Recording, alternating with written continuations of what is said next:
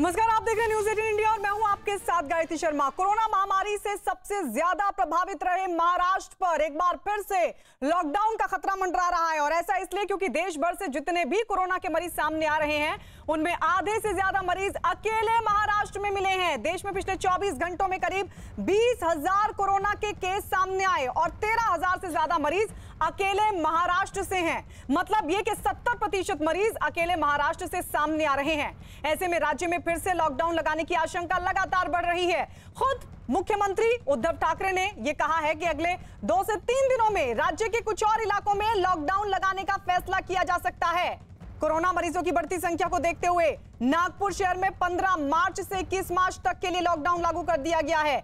इसके बाद कोरोना को रोकने के लिए प्रशासन ने नागपुर ग्रामीण में भी 21 मार्च तक के लिए लॉकडाउन लगा दिया। इसी तरह औरंगाबाद में 4 जुलाई तक आंशिक लॉकडाउन लगाया गया है, लेकिन वहां हफ्ते के आखिरी 2 दिन यानी कि शनिवार और रविवार को संपूर्ण लॉकडाउन रहेगा। तो लगातार हालात बिगड़ रहे हैं और सबसे ज्यादा जो खतरा है वो महाराष्ट्र, क्योंकि महाराष्ट्र के कई ऐसे इलाके जहां पर लगातार केस बढ़ रहे हैं। जो 20,000 मामले 24 घंटे में सामने आए उसमें से 13,000 मामले अकेले महाराष्ट्र से हैं। लॉकडाऊन करावं लागेल आणि म्हणून माझी पुन्हा एकदा विनंती आहे की एकतर लसीकरण करून घ्या आणि बाहेर अनावश्यक गर्दी टाळा। लॉकडाउन को लेकर जिस तरीके से लगातार कई जगहों पर स्थितियां कड़ी होती जा रही हैं, थाने में भी कई जगहों पर आंशिक तौर पर लॉकडाउन लगाने का फैसला लिया गया। हमारे साथ यहां पर यूडी मिनिस्टर एकनाथ शिंदे हैं। सर, जिस तरीके से लॉकडाउन को लेकर के लगातार धीरे धीरे अलग अलग जगहों पर नियम स्ट्रिक्ट किए जा रहे हैं, कैसे देखते हैं और क्या लोग फॉलो नहीं कर रहे हैं? कोरोना का जो हम लोग देख रहे हैं जो बढ़ रहे हैं नंबर्स, ये बहुत ही चिंताजनक बात है और निश्चित रूप से संभाजी नगर में आंशिक लॉकडाउन किया हुआ है और लोगों ने भी इसका ख्याल रखना चाहिए। लोगों ने भी जो सूचना मुख्यमंत्री दे रहे हैं उसका पालन करने की आवश्यकता है और निश्चित रूप से ये चिंता की बात है। मुंबई के भीतर जिस तरीके से ट्रेन हैं या फिर ऐसे जगह हैं जहां पर ज़्यादा तौर पर भीड़ इकट्ठा हो रही है, उन सारी जगहों के लिए क्या ट्रेनों को बंद करने पर फैसला ले सकती है सरकार या फिर भीड़ भरी जगहों को कुछ डाइवर्ट करने को लेकर? नहीं, ऐसा कोई भी निर्णय सरकार ने सोचा नहीं है, लेकिन लोगों ने भी सरकार जो सूचना दे रही है उसका पालन करने की आवश्यकता है। नंबर्स बढ़ रहे हैं और इसलिए मास्क यूज़ करना, इस्तेमाल करना और सुरक्षित अंतर रखना, ये सब जो नियम है उसका पालन करने की आवश्यकता है। और ये जो बढ़ रहा है, आप देख रहे हैं कि और आइए तस्वीर हम आपको दिखा रहे हैं शुभेंदु अधिकारी जो आज नामांकन दाखिल करेंगे नंदीग्राम सीट के लिए। नंदीग्राम से वो लड़ने जा रहे हैं चुनाव और उसके लिए नामांकन, लेकिन उससे पहले यज्ञ करते हुए बंगाल के नंदीग्राम से सीधी तस्वीर हम आपको दिखा रहे हैं। नंदीग्राम में शुभेंदु अधिकारी यज्ञ कर रहे हैं और उसके बाद वो नामांकन दाखिल करेंगे। दिलचस्प मुकाबला, क्योंकि यहीं से पश्चिम बंगाल की चीफ मिनिस्टर ममता बनर्जी भी चुनावी मैदान में है। नामांकन उनकी तरफ से भी दाखिल किया गया और इस सबके बीच शुभेंदु अधिकारी उनको कड़ी टक्कर देते हुए यहां से नामांकन दाखिल करेंगे। हल्दिया में नामांकन दाखिल करेंगे, लेकिन उससे पहले यज्ञ करते हुए ये तस्वीरें आपके सामने। शुभेंदु अधिकारी टीएमसी छोड़कर, टीएमसी में नंबर 2 के नेता और उसके बाद टीएमसी छोड़कर बड़ा झटका टीएमसी को देते हुए बीजेपी में शामिल और अब बीजेपी को मजबूत करने के दावे के साथ शुभेंदु अधिकारी का ये दावा भी कि 50,000 से ज्यादा वोटों से वो ममता बनर्जी को नंदीग्राम से मात देंगे और उसके लिए लगातार वो मंदिरों में पूजा अर्चना भी कर रहे हैं। शिव मंदिर में भी उन्होंने पूजा अर्चना की।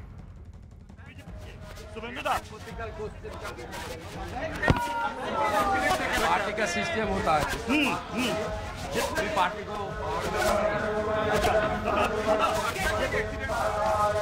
चलिए हम सीधे वहीं रुक कर लेते हैं जहां पर शुभेंदु अधिकारी मौजूद है और हमारे सहयोगी अमित सिंह भी वहां पर मौजूद हैं। अमित, जरा बताइए शुभेंदु अधिकारी की तरफ से जो पूजा अर्चना की जा रही है, कितनी देर में नामांकन के लिए निकलेंगे और यहाँ पर क्या कुछ कार्यक्रम रहा?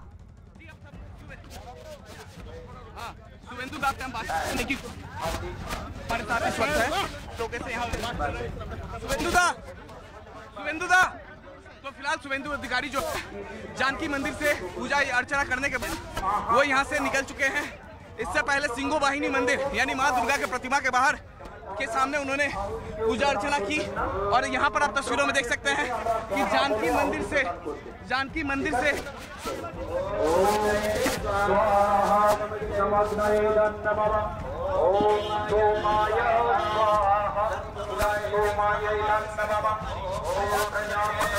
सिंहवाहिनी मंदिर जो कि माँ दुर्गा के प्रतिमा के सामने उन्होंने वो नतमस्तक हुए। उसके बाद जानकी मंदिर पहुंचे हैं।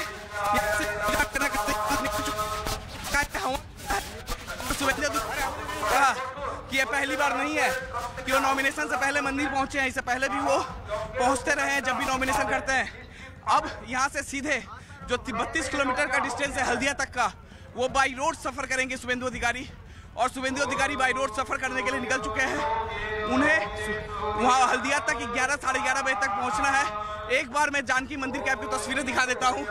देखिए किस तरीके से भीड़ है यहाँ पर। लोग जो हैं शुभेंदु अधिकारी को देखने के लिए यहाँ पर पहुँचे थे।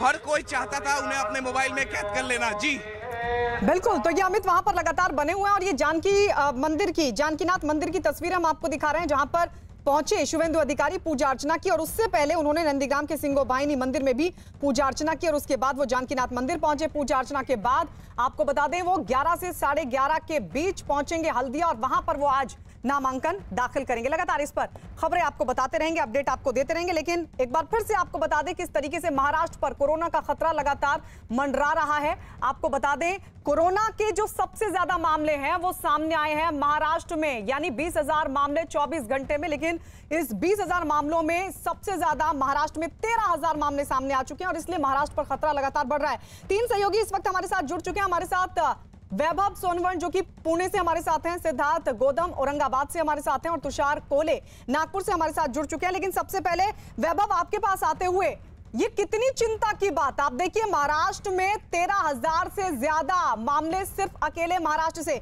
वैभव हमारे साथ नहीं है लेकिन हम उनके पास लौटेंगे और जानने की कोशिश करेंगे। लेकिन इस बीच हमारे 2 सहयोगी भी लगातार बने हुए हैं। नागपुर में तुषार वहां पर किस तरीके के हालात और किस तरीके के निर्देश प्रशासन की तरफ से? बिल्कुल, अगर देखा जाए तो प्रशासन ने 15 मार्च से नागपुर में लॉकडाउन की घोषणा की है। अगर देखा जाए तो विदर्भा जो रीजन है, नागपुर को लगा पूरा एरिया, कल की तारीख में देखा जाए तो जो महाराष्ट्र में 13,000 मामला है उसमें से 5,000 मामले अकेले विदर्भा में से थे। तो 40% तकरीबन मामले अकेले विदर्भा से आ रहे हैं। नागपुर का भी अगर देखा जाए तो नागपुर में पिछले एक हफ्ते में 10,000 मामले सामने आए। इसी के मद्देनजर प्रशासन को लॉकडाउन लगाना पड़ा। और पिछले 24 घंटे में अगर देखा जाए 1979 मामले नागपुर में सामने आए, 10 लोगों की मौत हो गई है। तो जो संक्रमण का रेशो है महाराष्ट्र में उससे सबसे ज़्यादा रेशो ये विदर्भ में, नागपुर और अमरावती में है। अभी लॉकडाउन लगने के बाद लोगों में नाराजगी भी देखने को मिल रही है। अपने साथ कुछ लोग हैं, हम उनसे बातचीत करेंगे कि जो प्रशासन ने फैसला लिया है उस पर वो खुश है क्या कहना है आपका? उस पर प्रशासन पर हम खुश नहीं है क्योंकि पहले लॉकडाउन हुआ, उसके बाद में अभी लॉकडाउन होने का इसके रोजगार का समस्या ज्यादा। इनको बोलिए कि मास्क तो लगाएं कम से कम। कारण ये लॉकडाउन प्रशासन के साथ नाराजगी है लेकिन अपनी जिम्मेदारी तो निभाएं। पहले आप मास्क लगा लीजिए और बताइए कि क्यों नाराज है आप? क्योंकि रोजगार उस फैमिली डिपेंड रोजगार पर रहती है, हमारा प्राइवेट काम रहता है। इसके कारण हम अभी पहले लॉकडाउन 6 महीना, अभी 6 महीना 1 साल से खाएंगे कहाँ से खाएंगे? अब प्रशासन ने जो निर्णय लिया है सख्त कड़ा लॉकडाउन है। अभी पूरा बाजार पेट बंद रहेगा, सिर्फ प्राइवेट ऑफिस चालू रहेंगी, सरकारी 25% की मात्रा में चालू रहेंगी। मार्च एंडिंग का समय है। वैभव हमारे साथ इस वक्त जुड़ गए, पुणे से हमारे साथ वैभव जुड़ गए हैं।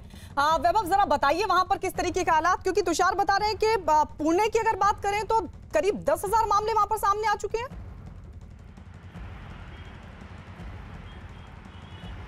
जी देखिए, पिछले 4 दिनों से पुणे में लगातार 1,000 के ऊपर मामले जो है वो सामने आ रहे हैं। कल का आंकड़ा लगभग 1350 से आगे पहुंच चुका है। पिछले हफ्ते भर में ये आंकड़ा या फिर जो पेशेंट्स डबल होने का रेट है, डुप्लीकेशन का रेट जो है वो बढ़ गया है। और जिस तरह से यातायात चल रही है उस तरह से ये आंकड़ा और बढ़ने की अंदेशा है। हालांकि क्रिटिकल पेशेंट्स जो है उनका काउंट कम है, नंबर जो है वो गंभीर मरीजों का कम है। लेकिन जिस तरह से आंकड़े बढ़ रहे हैं, सिम्टोमेटिक पेशेंट जिन्हें कहा जाता है, जिन्हें कोई आसार नहीं होते हैं कोविड के लेकिन वो पॉजिटिव पाए जाते हैं, ऐसे मरीजों की संख्या जो है वो ज़्यादा है। पहले जिस तरह की SOP की गई थी, होम क्वारंटाइन हो या फिर कॉन्टैक्ट ट्रेसिंग का कॉन्टैक्ट ट्रेसिंग की प्रोसीजर हो, ये सारी बातें अब प्रशासन की ओर से नहीं हो पा रही, क्योंकि बाकी जो सारे रोज़ के व्यवहार शुरू हो गए हैं उसमें भी प्रशासन जुटा हुआ है। तो ये जो आंकड़े सामने आ रहे हैं इतनी तेज़ी से, उन्हें कम कैसे किया जाए, ये सबसे बड़ा सवाल था प्रशासन के सामने। आज महाराष्ट्र के उप मुख्यमंत्री अजित पवार और पुणे के गार्डियन मिनिस्टर भी जो है वो इस बारे में निर्णय ले सकते हैं। हालांकि पूरी तरह से लॉकडाउन लगाने का कोई आसार नहीं है। अंशतः लॉकडाउन या फिर निर्बंध लगाए जाएंगे, समय पर पाबंदियां लगाई जाएगी, दुकानें कब खुली हो सकती है, किस साइड की खुली हो सकती है, कौन से कैटेगरी की खुली हो सकती है, गार्डन्स या थिएटर्स जो मैरिज हॉल है वो कब तक खुले रह सकते हैं, लौटेंगे आपके पास। आपको ये भी बताते चलें कि महाराष्ट्र में कोरोना के मामले तेजी के साथ बढ़ रहे हैं और इसको देखते हुए मुंबई, पुणे, नागपुर समेत कई जो दूसरे शहर हैं वहां पर भी प्रशासन ने सख्ती दिखानी शुरू कर दी है। महाराष्ट्र के औरंगाबाद में म्युनिसिपल कमिश्नर, कलेक्टर समेत कई और दूसरे अधिकारी खुद सड़कों पर उतरे और लोगों को मास्क लगाने और कोरोना के नियमों का सख्ती से पालन करने की नसीहत दी। इस दौरान ये अधिकारी कई दुकानों में गए और वहां मास्क, सैनिटाइजर जैसी चीजों की पड़ताल की। सड़क पर भी जो बिना मास्क के दिखाई दिया उसे अधिकारियों ने टोका और जुर्माना भी लगाया। ना वजह घर से बाहर नहीं निकलिए, भीड़ नहीं करिए, सोशल डिस्टेंसिंग रखिए। ये पिछले 1 साल से बताया जा रहा है, लेकिन लोग मास्क पहनते नहीं हैं और अनावश्यक भीड़ करते दिखते हैं, तो अब इनके ऊपर कार्रवाई हो रही है। ऑटो रिक्शा में अगर बिना मास्क के लोग दिखाई पड़ेंगे तो फिर ऑटो रिक्शा सीज करने की कार्रवाई होगी, आईपीसी में गुना दाखिल किया जाएगा। उसी तरह जो लोग बिना मास्क के घूम रहे हैं उन पर दंड करना चालू है और तेज़ी से इसको दंड को आगे बढ़ाया जाएगा। और हमारे साथ हमारे सहयोगी लगातार बने हुए सिद्धार्थ भी औरंगाबाद से हमारे साथ हैं। सिद्धार्थ, जरूरी है कि लोग मास्क पहने, सैनिटाइजर का इस्तेमाल करें, सोशल डिस्टेंसिंग का पालन करें, लेकिन वो होता कहीं दिख नहीं रहा है। आप जरा बताइए औरंगाबाद में किस तरीके के हालात, अब तक कितने केसेस वहां पर कोरोना के सामने आ चुके हैं और क्या लोग अपनी जिम्मेदारी निभा रहे हैं?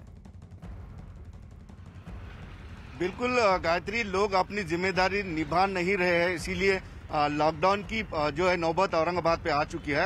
आंशिक लॉकडाउन लग चुका है और मैं ये बता दूं कि कल 525 मामले थे, आज 950 तक चले गए। इसका मतलब कितना रैपिडली मामले सामने आ रहे हैं और कल एक दिन में 24 घंटे में 9 लोगों की मौत हो चुकी है। हम लोग समझ सकते हैं कि कितने तरीके से जो है यहाँ पर पॉजिटिव की रुग्ण संख्या बढ़ रही है। आंशिक लॉकडाउन में कल सैटरडे और संडे पूरी तरह से औरंगाबाद सिटी बंद रहेगा। इसमें सिर्फ कुछ इमरजेंसी सर्विसेज छोड़ दी जाए तो पूरा औरंगाबाद बंद रहेगा। और इसके पहले ही शादी ब्याह है, पॉलिटिकल गैदरिंग है या बड़े मार्केट्स है, भाजी मंडी है, ये पूरी तरह से बैन किए गए हैं। लेकिन कल जिस तरह से मनपा आयुक्त है, पुलिस आयुक्त है, जिलाधिकारी है, ये लोग रास्ते पे उतरे, उनके सामने लोगों ने कुछ देर तक ये जो सूचनाएं है उसका अमल किया, लेकिन ये अधिकारी चले गए। सख्ती प्रशासन करेगा, लेकिन लोगों की भी तो जिम्मेदारी बनती है। अगर लोग जिम्मेदारी नहीं निभाएंगे तो भले ही भीड़ भाड़ वाले इलाकों में सख्ती बढ़ती जाए, लेकिन वहां जहां लोगों को पालन करना है अपनी जिम्मेदारी का, अगर वो नहीं करते हैं तो फिर ये तमाम जो चीजें हैं, जो तमाम प्रयास हैं, वो बेकार ही साबित होंगे। लौटेंगे हम आपके पास। महाराष्ट्र में कोरोना मरीजों की लगातार बढ़ती संख्या ने केंद्र और राज्य सरकार दोनों की चिंता को बढ़ा दिया है। ऐसा इसलिए क्योंकि देश के 10 सबसे ज्यादा प्रभावित जिले में 8 महाराष्ट्र से हैं और परेशानी ये है कि मरीजों की संख्या हर गुजरते दिन के साथ लगातार बढ़ रही है। कोरोना को फैलने से रोकने के लिए लोगों से मास्क लगाने, सोशल डिस्टेंसिंग का पालन करने और बिना काम के घरों से बाहर नहीं निकलने की अपील की जा रही है। लेकिन सरकार और प्रशासन की इन तमाम कोशिशों के बाद भी लोग कोरोना नियमों को मानने के लिए राजी नहीं हैं। You will see that out of these 10 districts, 8 are in Maharashtra, 1 is in Karnataka and 1 is in Kerala. और हमारे सहयोगी लगातार हमारे साथ बने हुए। तुषार, आपके पास आते हो क्योंकि हमने कई जगह देखा कि अधिकारी खुद सड़कों पर उतर रहे हैं और लोगों से कह रहे हैं कि आप मास्क लगाइए, लोगों से कह रहे हैं कि आप सोशल डिस्टेंसिंग का पालन कीजिए, जरूरी हो तभी आप घरों से बाहर निकलिए। सबसे ज्यादा जिले तो महाराष्ट्र से ही हैं, 8 जिले महाराष्ट्र के जहां पर लगातार केस बढ़ रहे हैं। वहां पर भी क्या इस तरह की कोई कोशिश प्रशासन की तरफ से? और लग रहा है कि लोग उस पर अमल कर रहे हैं। बिल्कुल, नागपुर में भी अगर देखा जाए तो यही स्थिति है। लोग गैर जिम्मेदार तरीके से बाहर घूमते हैं, सड़कों पर दिखते हैं। प्रशासन ने एक मुहिम नागपुर में शुरू की है, जिसके माध्यम से जो होम क्वारंटाइन लोग रहते हैं, प्रशासन को ऐसा पाया गया है कि वो लोग बाहर घूमते हैं, पॉजिटिव होने के बाद भी बाहर घूमते, टैबलेट लेने, दवाई लेने बाहर जाते, मार्केट में घूमते। जब ये प्रशासन के ध्यान में आया तो उन्होंने एक ऐसा टीम बनाई कि जो उनके घर पे जाते थे और उनको वॉच करते थे कि ये सही में होम क्वारंटाइन में है और वो जो नियम है उसका पालन कर रहे हैं कि नहीं, इसका ध्यान रखते। आज अगर देखा जाए तो पिछले 2 दिनों में 60 लोगों पर ऐसी कार्रवाई हुई है जो होम क्वारंटाइन रहने के बाद भी बाहर घूम रहे थे। उन लोगों को अब इंस्टीट्यूशनल क्वारंटाइन सेंटर जबरदस्ती भेजा गया। तो प्रशासन अपनी तरफ से पूरा प्रयास कर रहा है, लेकिन लोग जिम्मेदारी नहीं निभा रहे हैं। ऐसे में होगा क्या? होगा यही कि लगातार जो केस है कोरोना के वो बढ़ते रहेंगे और फिर से लॉकडाउन लगेगा और फिर लोगों के लिए मुसीबत भरा साबित होगा। बहुत बहुत शुक्रिया आप सभी का हमारे साथ जुड़ने के लिए, अपडेट देने के लिए। कोरोना ने एक बार फिर से अपने पांव तेजी से पसारने शुरू कर दिए। देश के 10 जिले इससे सबसे ज्यादा प्रभावित हैं, लेकिन परेशानी इस बात की है कि देश के 10 में 8 जिले अकेले महाराष्ट्र से हैं, जिससे वहां के हालात तेजी से बिगड़ रहे हैं। आपके सामने 3 तस्वीरें। पहली तस्वीर मुंबई और पुणे की है, जहां कोरोना के केस लगातार बढ़ रहे हैं और इस वजह से इन दोनों शहरों में लॉकडाउन लगाया जा सकता है। दूसरी तस्वीर नागपुर की हम आपको दिखा रहे हैं। यहां प्रशासन ने नागपुर शहर और नागपुर ग्रामीण में 1 हफ्ते का लॉकडाउन लागू कर दिया। तीसरी तस्वीर आप औरंगाबाद की देख रहे हैं, जहां 4 अप्रैल तक आंशिक लॉकडाउन लागू किया गया है। महाराष्ट्र की तरह दिल्ली में भी कोरोना के केस लगातार बढ़ रहे हैं। पिछले 24 घंटों की अगर बात करें तो यहां 409 नए मरीज सामने आ चुके हैं, जो पिछले 2 महीनों में सबसे ज्यादा मामले हैं। इससे पहले 8 जनवरी को कोरोना के 444 मरीज मिले थे। वहीं एक दिन में दिल्ली में कोरोना से 3 लोगों की मौत हुई है। राहत की बात यह कि 24 घंटों में कुल 286 मरीज ठीक भी हुए हैं। लेकिन 2 महीनों के बाद एक दिन में कोरोना के मरीजों का यह आंकड़ा 400 के पार जाने से चिंता जाहिर तौर पर बढ़ गई है। कोरोना मरीजों की बढ़ती संख्या की वजह से 14 मार्च को होने वाले महाराष्ट्र लोक सेवा आयोग की परीक्षा को रद्द करना पड़ा, जिसके बाद इस परीक्षा के लिए दिन रात तैयारी करने वाले उम्मीदवार भड़क गए और उन्होंने सड़क पर उतरकर अपना विरोध जताया।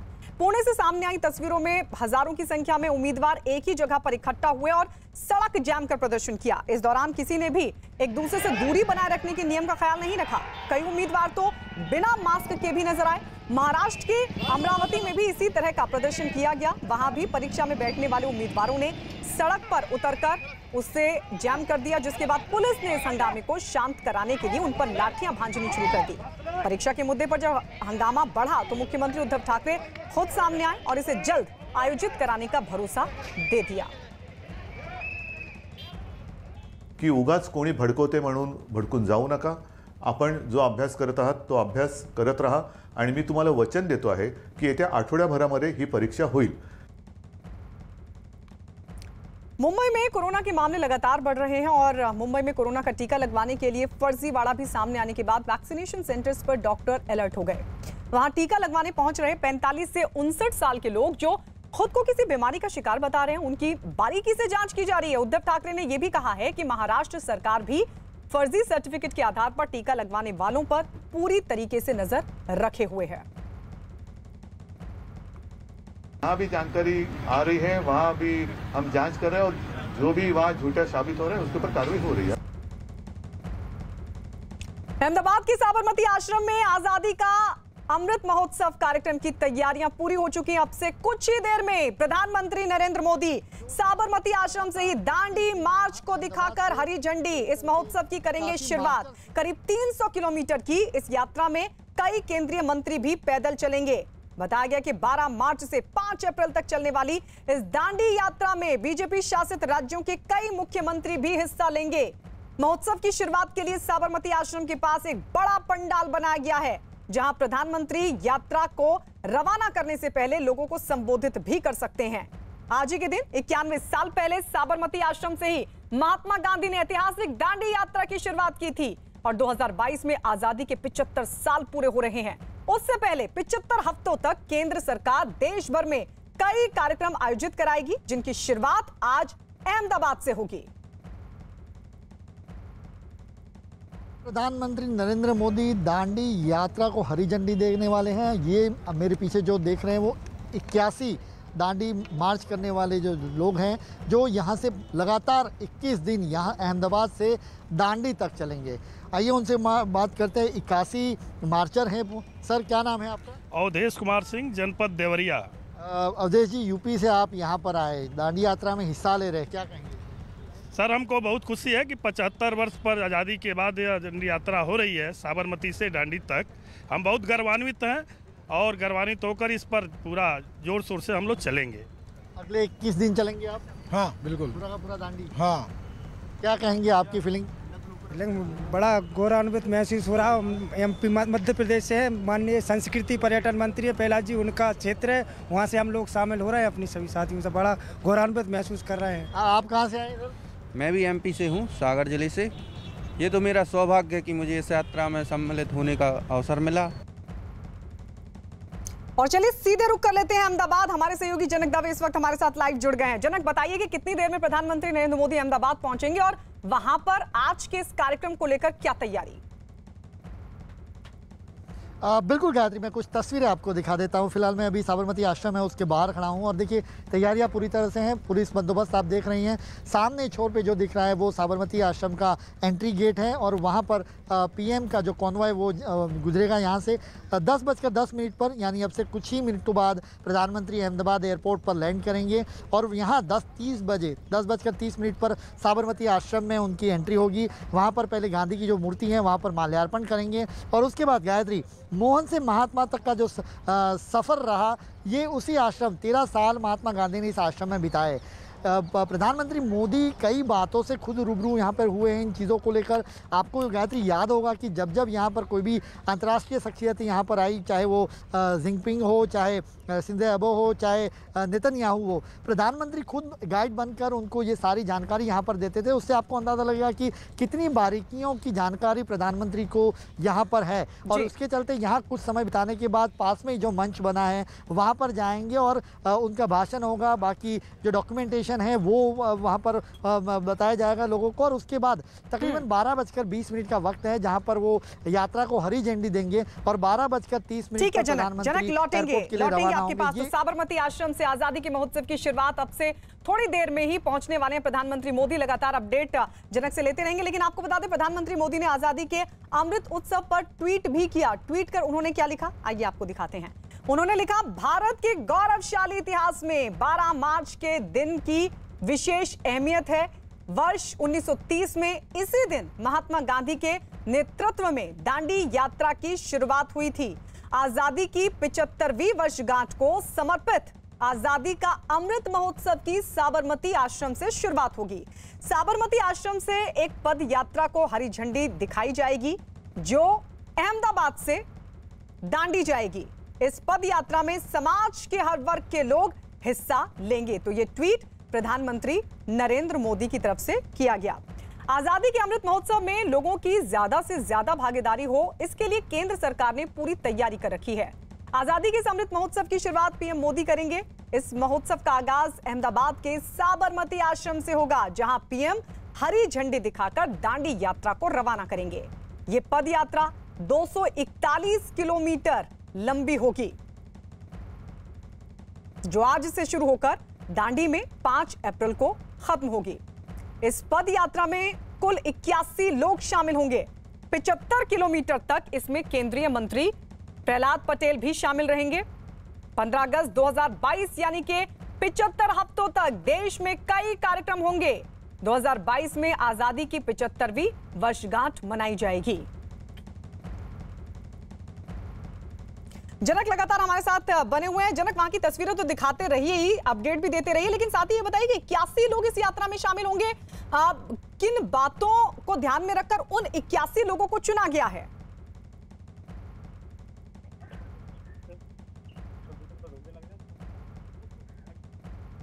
चलिए जनक के पास चलेंगे, लेकिन आपको बता दें 81 लोग कुल इस यात्रा में शामिल रहेंगे। 81 लोगों को चुना गया इस यात्रा में शामिल करने के लिए। तो आज से ये शुरुआत हो रही है आजादी के अमृत महोत्सव की।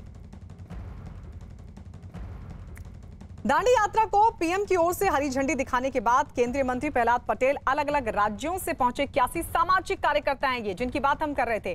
सामाजिक कार्यकर्ताओं के साथ इस यात्रा की अगुवाई करेंगे और 75 किलोमीटर तक इस यात्रा में शामिल होंगे। हमारे साथ केंद्रीय संस्कृति मंत्री प्रहलाद पटेल साहब हैं। सर, आज दांडी यात्रा में आप भी शरीक होने वाले हैं। आज महत्वपूर्ण दिन है। 12 मार्च दांडी यात्रा का दिन तो है ही। आज़ादी का 75 वर्ष पूरे होने के 75 सप्ताह पहले जो अमृत महोत्सव मनाने की तिथि है वो भी 12 मार्च है। आज आदरणीय प्रधानमंत्री जी साबरमती से इसका शंखनाद करेंगे। देश के 75 स्थानों पर और ऐसे कार्यक्रम एक साथ शुरू होंगे। उसमें लोकसभा अध्यक्ष, मंत्रिमंडल के सभी सदस्य, राज्यपाल, मुख्यमंत्री, सांसद, विधायक, आम आदमी, ये सब शामिल होंगे। गुजरात और मध्य प्रदेश ऐसे राज्य हैं जहां पर राज्य के भीतर ही 75 स्थानों पर ये कार्यक्रम शुरू होंगे। 2 ग्रुप हैं जो यात्राएं शुरू करेगा। एक 81 लोग जो गुजरात राज्य के हैं वो साबरमती से दांडी तक की यात्रा पूरी करेंगे 5 अप्रैल को। एक दूसरा ग्रुप है जिसमें मैं भी शामिल हूं, वो 75 किलोमीटर की यात्रा पूरी करेंगे जिसमें 14 राज्य के लोग हैं। तो मुझे लगता है कि देश भर में ये सेलिब्रेशन है। एक और अहमदाबाद में आजादी के अमृत महोत्सव की शुरुआत आज से हो रही है। वहीं देश के दूसरे हिस्सों में भी इस कार्यक्रम को लेकर लगातार तस्वीरें सामने आ रही हैं। कई कार्यक्रम हो रहे हैं, जिसकी एक तस्वीर अमृतसर से भी सामने आई, जहां आजादी के 75 साल के जश्न की शुरुआत के लिए जलियांवाला बाग से कंपनी बाग तक साइकिल रैली का आयोजन किया गया, जिसकी तस्वीरें हम आपको दिखा रहे हैं।